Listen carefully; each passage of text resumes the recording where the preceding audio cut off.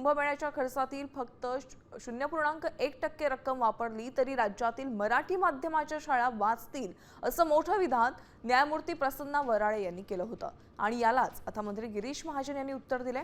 काय म्हणाले ते पाहूयात।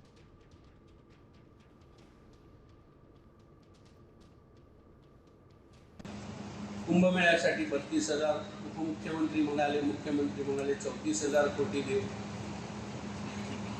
नंतर कुठेतरी बातमी वाचली की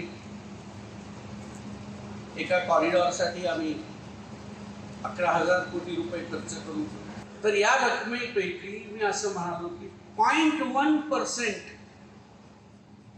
32 कोटी रुपये जर सरकारने खर्च केले तर या राज्यातल्या 100-125 शाळा, मराठी शाळा ज्या बंद पडल्या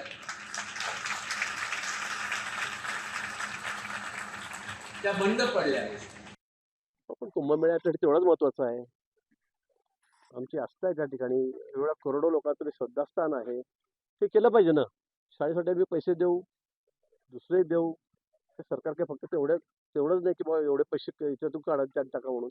पण हे आमचं अतिशय आस्थेचा विषय आहे, श्रद्धेचा विषय सगळ्या हिंदू बांधवांचा। आणि मला असं वाटतं की निश्चित त्यांचं म्हणणं बरोबर आहे की शाळेसाठी खर्च केला पाहिजे, डागडुजी केली पाहिजे, नवीन इमारती सुद्धा झाल्या पाहिजे।